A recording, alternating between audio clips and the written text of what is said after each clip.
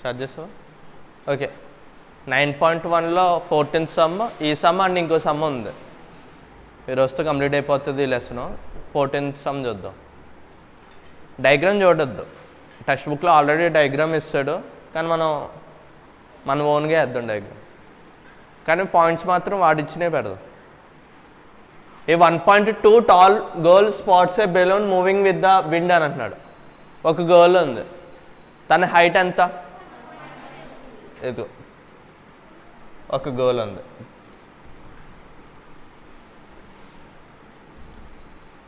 తన height 1.2 meters with a balloon moving with the wind అంటున్నాడు. అంటే ఏంటి? ఒక బెలూన్ ఉంది, బెలూన్ గాల్లోనే కదా ఉంటుంది. ఇది ఇక్కడ ఒక బెలూన్ ఉంది అనుకోండి, ఒక బెలూన్ ఉంటే అదేమవుతుంది? Moving with the wind. Moving with the wind అంటే ఏంటి? గాలికి అనుగుణంగా. ఇప్పుడు బెలూన్ గాలి ఉన్నప్పుడు ఆ ప్లేస్లో ఉండదు కదా, గాలి ఎటు వేస్తే అటు వెళ్తుంది. ఆ విధంగా విండ్తో పాటు వెళ్తుంది balloon with the wind in a horizontal line. ఏ విధంగా? హార్జాంటల్గా, అంటే అడ్డంగా వెళ్తుంది అనమాట. In a height of 88.2 meters. ఇక్కడే ఇచ్చాడు క్లూ. ఎంత హైట్తో? ఫ్రమ్ ద గ్రౌండ్, అంటే గ్రౌండ్ దగ్గర నుంచి. తను ఇక్కడే కదా నుంచింది, ఇదంతా గ్రౌండే కదా. గ్రౌండ్ దగ్గర నుంచి ఇక్కడికి హైట్, ఇదిగో సపోజ్ ఈ పాయింట్ దగ్గర ఉందనుకుందాం బెలూన్. ఓకే, గ్రౌండ్ దగ్గర నుంచి ఇక్కడికి ఎంత? 88.2. The angle of elevation of the balloon from the eyes of goal at any instant is 60 degrees అంటున్నాడు. కరెక్ట్గా ఇన్స్టెంట్గా యాంగిల్ ఆఫ్ ఎలివేషన్ తన కంటి దగ్గర నుంచి ఎంత అంటున్నాడు? అంటే ఇక్కడ నుంచి ఆ బెలూన్ ఎంత? 60 degrees. ఇదే కదా యాంగిల్ ఆఫ్ ఎలివేషన్ అంటే. ఎంత? 60. ఆఫ్టర్ సమ్ టైమ్, అంటే కొంతసేపు తర్వాత, the angle of elevation reduce to 30. అంటే బెలూన్ ఇప్పుడు ఇక్కడ ఉంది, కొంతసేపటికి అక్కడే ఉంటుందా? గాలి వేస్తుంది కదా, గాలి వేస్తున్నప్పుడు ఇలా కొంచెం మూవ్ అవుతుంది అనమాట. ఇక్కడ ఉన్న బెలూన్ ఎక్కడికి మూవ్ అవుతుంది? ఇది ఇక్కడికి మూవ్ అయింది అనుకుందాం. ఓకే, ఈ పాయింట్ దగ్గర మూవ్ అయింది అనుకుందాం. అప్పుడు యాంగిల్ ఆఫ్ ఎలివేషన్ ఏమవుతుంది? తగ్గుతుంది. అంటే ఈ గోల్ దగ్గర నుంచి ఇంకా దూరంగా వెళ్తుంది కదా, ఇంకా దూరంగా వెళ్తే ఏమవుతుంది? యాంగిల్ ఆఫ్ ఎలివేషన్ తగ్గుతుంది. దగ్గరికి వస్తే అది 10 వైపు ఇటేపు వచ్చింది, దానికి యాంగిల్ ఆఫ్ ఎలివేషన్ ఏమవుతుంది?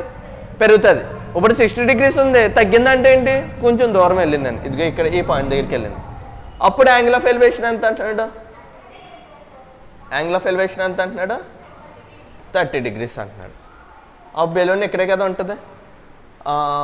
Find the distance travel by the balloon, determine the interval. వాడికి ఏం కావాలి? ఇక్కడ ఉన్న బెలూన్ ఇక్కడ ట్రావెల్ అయింది కదా, ఎంత డిస్టెన్స్ ట్రావెల్ అయిందో కావాలి. ఒకసారి దీని కింద తీస్తే ఇది కూడా ఎంత హైట్? 88.2 meters కదా, ఈక్వల్ హైట్లో వెళ్తుంది కదా. అడ్డం ఒకసారి పైకి, ఒకసారి కిందకి, ఒకసారి పైకి కిందకి కాదు. ఎలా వెళ్తుంది? స్ట్రైట్గానే వెళ్తుంది. కాదు క్వశ్చన్లో కూడా ఇస్తాడు కింద ఏదో బ్రాకెట్లో పెట్టి, అంటే ఇచ్చాడు లేదో తెలియదు కానీ ఒకే విడ్త్లో వెళ్తుంది అనమాట, ఒకే హైట్లో ట్రావెల్ అవుతుంది. ఇది diagram.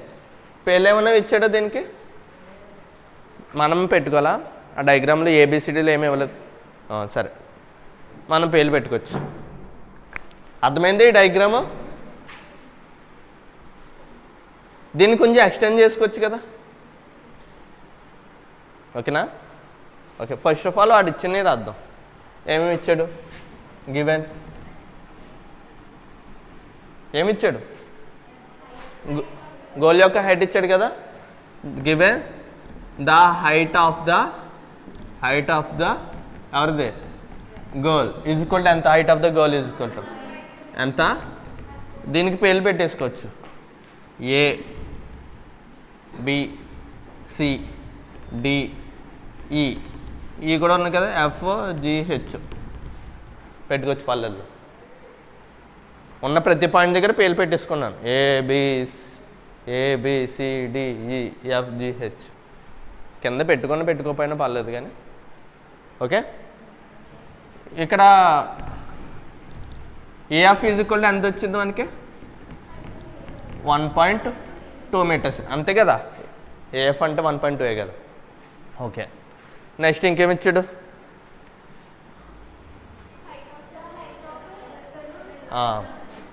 The height of the height of the balloon ఎక్కడి నుంచి బెలూన్ ఫ్రమ్ ద గ్రౌండ్ దగ్గర నుంచి ఎంత హైట్లో ట్రావెల్ అవుతుంది అది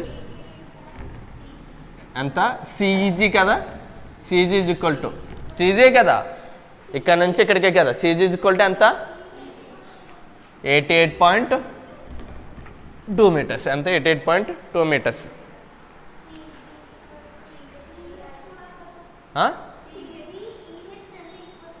పోనీ రాయండి నేను రాస్తలే అంటే ఫ్రమ్ ద ఫిగర్ బట్టి నేను రాస్తున్నాను ఇప్పుడు జస్ట్ గివెన్ రాస్తున్నాను అంతే ఫ్రమ్ ద ఫిగర్ బట్టి నేను మొత్తం అన్నీ రాస్తాను ఒకసారి మళ్ళీ యాంగిల్ ఆఫ్ ఎలివేషన్ ఏంటి ఫస్ట్ది యాంగిల్ ఆఫ్ ఎలివేషన్ ఒక 5 minutes నేను వస్తాను మళ్ళీ యాంగిల్ ఆఫ్ ఏంటి పాయింట్ రికార్డ్ అవుతుంది కదా యాంగిల్ ఆఫ్ ఎలివేషన్ ఏంటి okay first angle of elevation అంటున్నారు the angle of elevation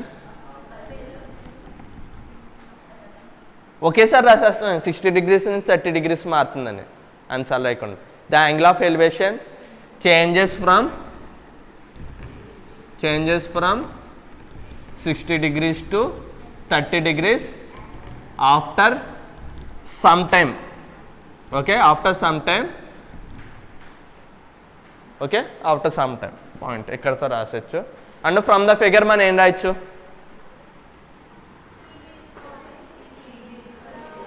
from the figure ముందు వీ హ్యావ్ టు ఫైండ్ రాద్దాం మనం ఏం కావాలో రాయాలి కదా వీ హ్యావ్ టు ఫైండ్ ఏం కావాలి అంటే సిఈ కావాలి ఇదే కదా ఏం కావాలి సిఈ కావాలి ఓకే ఒకసారి డయాగ్రామ్ వేసి గివెన్ అంతా రాయండి నేను యాడ్ చేసి మొత్తం చెప్తాను ఓకే ఒకసారి పాస్ చేయ వీడియో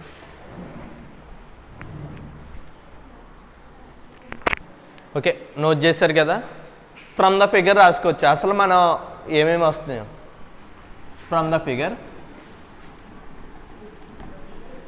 ఏమేమి ఈక్వల్ అవుతున్నాయి మనకి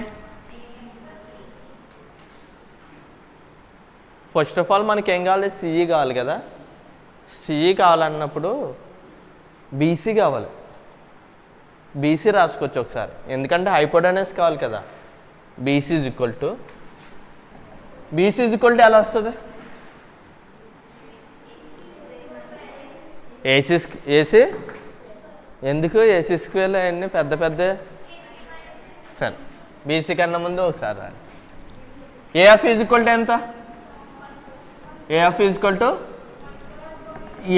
ఈక్వల్ టు దేనికి ఈక్వల్ అవుతుంది బీజీకి ఈజ్ ఈక్వల్ టు అవుదా AF is equal to BG is equal to అంటే డిహెచ్ ఈజ్ ఈక్వల్ టు ఎంత కాబట్టి ఇది 1.2 కాబట్టి ఇది కూడా 1.2 నాకు టోటల్ డిస్టెన్స్ ఎంత ఇక్కడ నుంచి ఇక్కడికి ఎంత 88.2 అంటే సిజీ నాకు ఈ మొక్క తీసేస్తే ఓన్లీ మొక్క వస్తుందా రాదా అంటే మనకి బీసీ కావాలి ఏం కావాలి బీసీ ఎలా వస్తుంది మొత్తం సీజీలోంచి మొత్తం ఏంటి ఇక్కడ నుంచి ఇక్కడ దాకా ఏంటి సీజీలోంచి ఓన్లీ మొక్క తీస్తాను అనుకో ఈ మొక్క వస్తుందా సిజీ మైనస్ బీజీ సిజీ ఎంత 88.2 మైనస్ బీజీ ఎంత 1.2 88.2లోంచి 1.2 తీస్తే ఎంత 87 మీటర్స్ ఎంత 87 మీటర్స్ ఇంకేముంది మనకి బీసీ ఈక్వల్ టు దేనికి ఈక్వల్ అవుతుంది ఈడీకి కదా బీసీ దేనికి ఈక్వల్ అవుతుంది ఇదిగో BC is equal to ED ఇక్కడ రాస్తాను BC is equal to ED is equal to ఎంత 87 మీటర్స్ ఓకే ఇంకేమన్నా వచ్చా ఫ్రమ్ ద ఫిగర్ బట్టి మనకు కావాల్సింది సిఈ ఈజ్ ఈక్వల్ టు ఏంటి సిఈ ఈజ్ ఈక్వల్ టు చెప్పాలి బీడీ వస్తుంది మనకి యాక్చువల్గా ఇప్పుడు ఈ సమ్లో ఓకేనా సిఈ ఈజ్ ఈక్వల్ ఏంటి అర్థమైందో ఒకసారి ఏం చెప్పాను చూడండి. ఫస్ట్ది ఏఎఫ్ అంటే ఇది కదా, ఏఎఫ్ దేనికి ఈక్వల్ అవుతుంది? బీజీకి. బీజీ దేనికి ఈక్వల్ అవుతుంది? డిహెచ్. ఎందుకంటే ఆపోజిట్ సైడ్సే కదా. ఎంత? 1.2 రాశాను. ఏఎఫ్ బట్టి బీసీ రాయడం వచ్చు కదా, సీజీ మైనస్ బీజీ. 88.2లోంచి 1.2 తెస్తే 87, ఇది వచ్చింది. ఇది 87 అయితే ఇది కూడా ఏమవుతుంది? 87. ఓకేనా? నెక్స్ట్ ఇంకేమి ఈక్వల్ అవుతుంది? CE is equal to beedi. CE అంటే ఏంటి? ఇక్కడ నుంచి ఇక్కడికి డిస్టెన్స్, ఇదే కదా కావాలి యాక్చువల్గా మనకి. సిఈ దేనికి ఈక్వల్ అవుతుంది? బీడీకి కదా. ఇది మనకు కావాల్సింది. ఇప్పుడు ఇదేంటో తెలియాలి, అదే ఫైండ్ అవుట్ చేద్దాం. ఫస్ట్ మనకి ఎన్ని ట్రయాంగిల్స్ ఉన్నాయి అక్కడ? 2 ట్రయాంగిల్స్. ఫస్ట్ ట్రయాంగిల్ తీసుకొచ్చా. ఇదేంటి? ఇదేంటి? ఇదేంటి? ఆపోజిట్ సైడ్స్ ఉన్నప్పుడు ఏంటి? tan θ is equal to formula. Okay, triangle రాయాలి కదా. ఫ్రమ్ ట్రయాంగిల్ ఏ triangle? From triangle ABC. Right angle ఎక్కడ ఉంది? Right angle at B. Okay, next tan θ తీసుకున్నాం కదా. tan θ ఈజ్ ఈక్వల్ టు ఏంటి? Opposite by adjacent. tan angle ఎంత ఇక్కడ? ఫస్ట్ దాని యాంగిల్ ఎంత? 60 degrees. tan 60 is equal to opposite ఏంటి? బీసీ కదా ఆపోజిట్. ఇక్కడ నుంచి ఇదే కదా బీసీ. బీసీ బై అడ్జసెంట్ ఏంటి? ఇక్కడ నుంచి ఇదే కదా అడ్జసెంట్ ఏబి. tan 60 వాల్యూ ఎంత? √3/1. బీసీ వాల్యూ ఎంత? ఎంత? ఫైండ్ అవుట్ చేసాం కదా. బీసీ ఎంత? 87. ఏబి వాల్యూ తెలుసా? తెలీదు. ఏబి వాల్యూ అలా ఉంచండి. AB is equal to cross multiplication చేస్తే ఏమవుతుంది? AB √3 is equal to 87. అంటే ఏబి ఈజ్ ఈక్వల్ టు ఎంత? 87/√3. ఏబి వాల్యూ వచ్చింది. నాకు ఏడి వాల్యూ వచ్చింది అనుకో, ఏడీలోంచి ఏబి తీసేస్తే వచ్చేస్తుంది కదా. చేద్దాం, ఇంకో ట్రయాంగిల్ చూద్దాం. ఏ ట్రయాంగిల్? ఫ్రమ్ ట్రయాంగిల్ ఇక్కడ రాద్దాంలే పైన. ఫ్రమ్ ట్రయాంగిల్ ఏ ట్రయాంగిల్? ఏడిఏ. రైట్ యాంగిల్ ఎక్కడ ఉంది? Right angle at D. Okay, ఇదేంటి? ఇక్కడ నుంచి ఇక్కడికి ఇదేంటి? అంటే ఏం తీసుకోండి? అడ్జసెంట్ ఆపోజిట్ అన్నప్పుడు tan θ is equal to opposite by adjacent. ఓకేనా? Opposite by adjacent. tan angle ఎంత? tan 30 is equal to opposite ఏంటి? ఆపోజిట్ ఇదే కదా డిఈ. Opposite DE. అడ్జసెంట్ ఏంటి? ఏడి. tan 30 వాల్యూ ఎంత? tan 30 value 1/√3. డిఈ వాల్యూ తెలుసు కదా ఆల్రెడీ. డిఈ వాల్యూ ఎంత? 87. ఏడి వాల్యూ ఎలా వస్తుంది? AD is equal to AB plus BD. అంతే కదా, ఏబి ప్లస్ బీడి.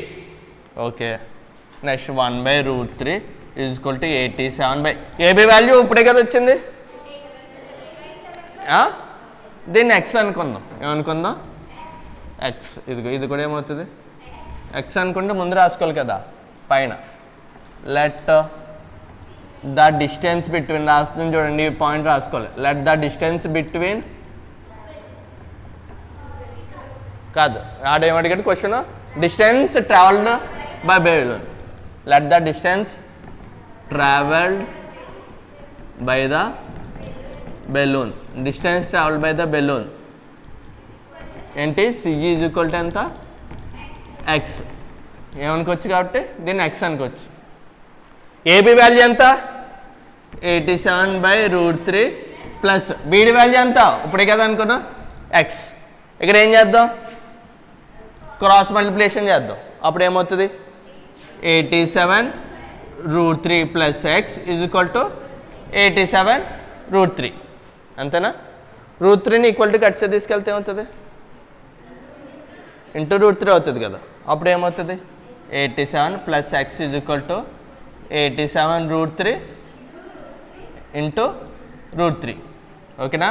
ఇక్కడ చేస్తున్నాం చూడండి. 87 plus X is equal to 87√3 into √3. √3 into √3 ఏమవుతుంది? 3. అప్పుడు 87 into 3.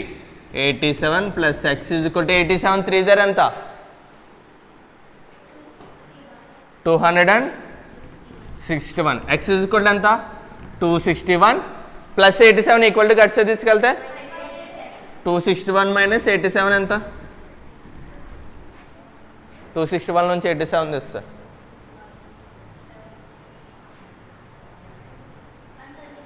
174 meters. Therefore, the distance traveled by the balloon is equal to ఎంత 174 meters. అర్థమైందా? ఓకేనా? ఎలా చేసాం? ఎక్సే కదా మనం ఫైండ్ అవుట్ చేసాం. నోట్ చేయండి.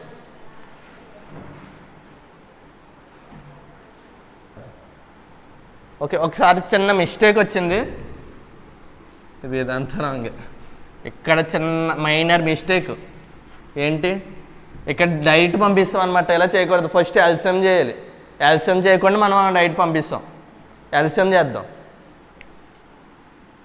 అర్థమైంది? ఇక్కడ ఏం చేస్తుంది సార్, √3 డైట్ పంపిస్తాం కదా, అలా చేయకూడదు అనమాట. √3 ఇంటూ ఎక్స్ ఎంత ఎంత x√3/√3. అర్థమైందా? ఎంత x√3/√3. √3 into X x√3/√3 is equal to 87√3. అర్థమైందా? నెక్స్ట్ ఏం చేయాలి, ఇక్కడ √3 ఉందా, √3ని ఇప్పుడు పంపుదాం. √3ని పంపితే ఏమవుతుంది, 87 plus x√3 is equal to 87 √3 into √3. ఇప్పుడు చేద్దాం.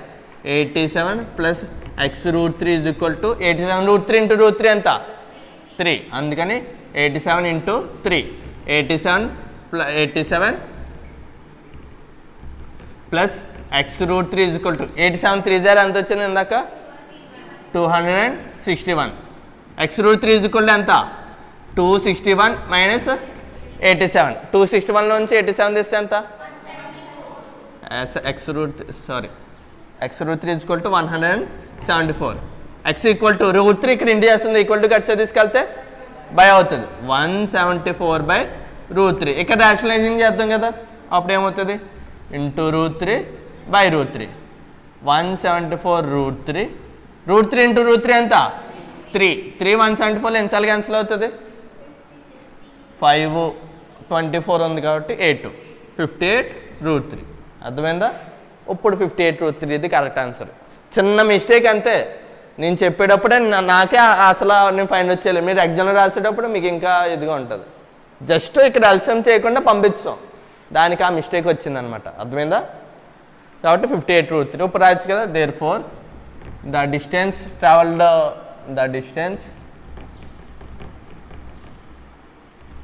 Travelled by the balloon is equal to ఎంత 58√3 meters. ఓకేనా? ఇప్పుడు ఎండ్ చేసి వీడియో.